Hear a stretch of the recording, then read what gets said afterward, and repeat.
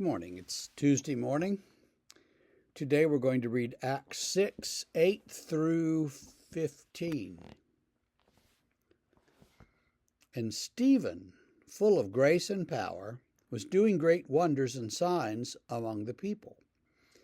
Then some of those who belonged to the synagogue of the freedmen, as it was called, and of the Cyrenians and of the Alexandrians and of those from Cilicia and Asia, rose up and disputed with Stephen. But they could not withstand the wisdom and the spirit with which he was speaking. Then they secretly instigated men who said, "We have heard him speak blasphemous words against Moses and God." And they stirred up the people and the elders and the scribes, and they came upon him and seized him and brought him before the council.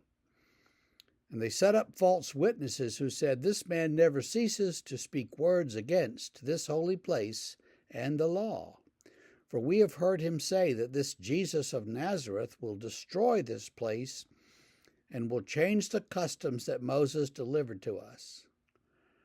And gazing at him, all who sat in the council saw that his face was like the face of an angel.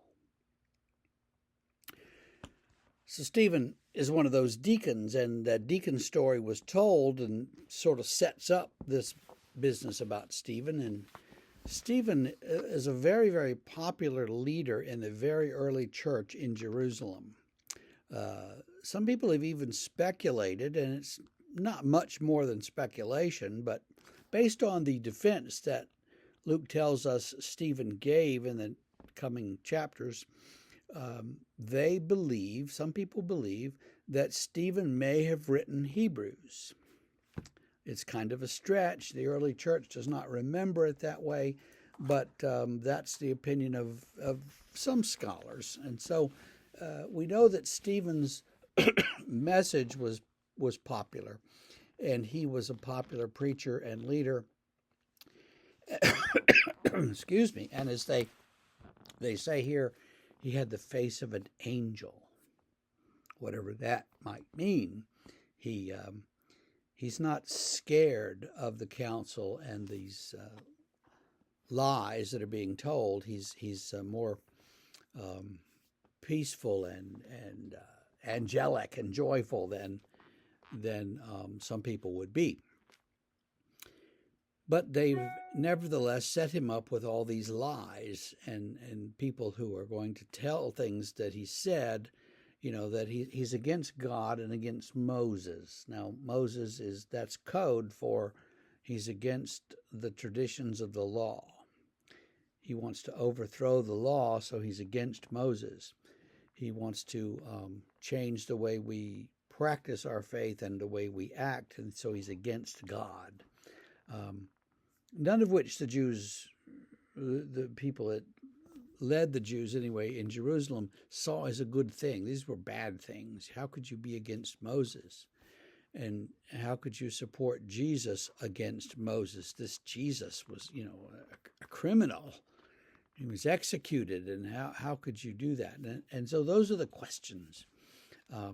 Stephen's going to give his defense, and it's a good one.